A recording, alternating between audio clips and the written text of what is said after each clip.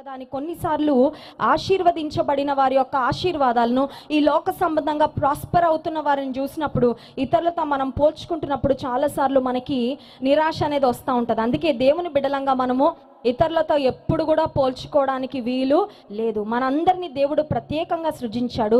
మన జీవితాల పట్ల దేవునికి ఒక ప్రత్యేకమైన ఉద్దేశము, సంకల్పము ఉంది కనుక దేవుడు మన జీవితాలలో ఆయన ఉద్దేశాన్ని గ్రహించి ఆయన మనకి ఏ ఆశీర్వాదాన్ని ఇచ్చాడో దాన్ని బట్టి సంతృప్తిని కలిగి సంతుష్టి సహితమైన దైవభక్తి గొప్ప లాభ సాధనం అని వాక్యంలో వ్రాయబడింది. కాబట్టి దేవుడు ఇచ్చిన దాన్ని బట్టి సంతృప్తిని కలిగి సాగిపోవాలి అని దేవుడు కోరుకున్నాడు. అలా అయితే మరి మా అవసరతల గురించి మేము ఇంకా సర్దుకుపోవాలండి.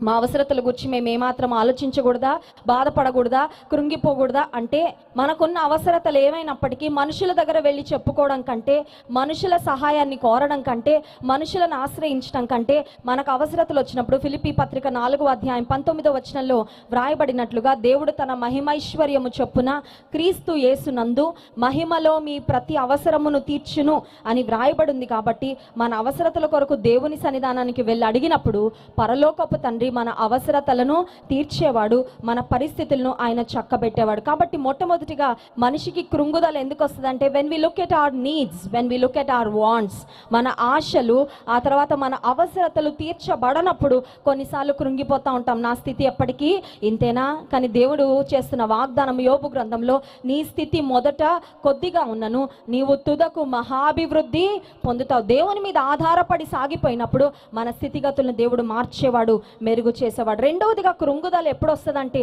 కొన్నిసార్లు సమస్యలలో మనం చిక్కుకుంటామండి.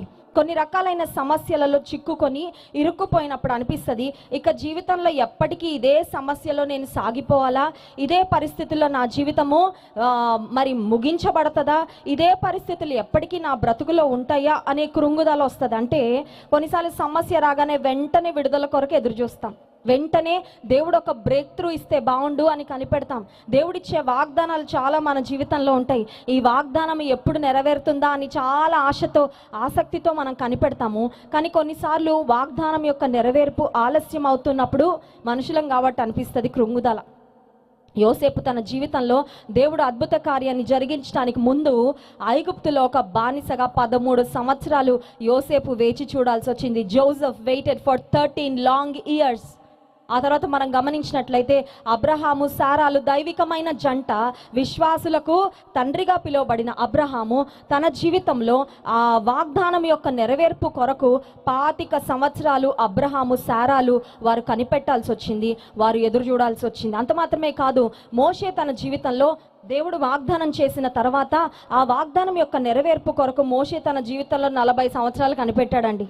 మనకు తెలుసు, దేవుని యొక్క చిత్తాన్ని, దేవుని యొక్క సమయాన్ని కనిపెట్టకుండా, ఎదురు చూడకుండా తొందరపాటుతో మోషే మెసప్ చేసుకున్న తర్వాత మోషే జీవితంలో ఒక 40 సంవత్సరాలు ఒక విల్డర్నెస్ లాగా తన జీవితంలో దేవుని సమయం కొరకు, దేవుని సంకల్పం కొరకు కనిపెట్టాల్సి వచ్చింది, ఎదురు చూడాల్సి వచ్చింది మోషే బ్రతుకులో. అయినప్పటికీ దేవుడు మాత్రం వాగ్దానం చేసిన వాడు, నమ్మదగిన వాడు, మాట తప్పని వాడు. ఆయన తన కార్యాన్ని నెరవేర్చాడు. అందుకే దేవుని వాక్యంలో వ్రాయబడిన మాట ఏంటంటే, మన దేవుడు మన కార్యము సఫలము చేయువాడు. Hallelujah. Is a prayer answering God. ఆయన ప్రార్థనకు జవాబిచ్చేవాడు, మన కార్యమును సఫలము చేసే దేవుడు.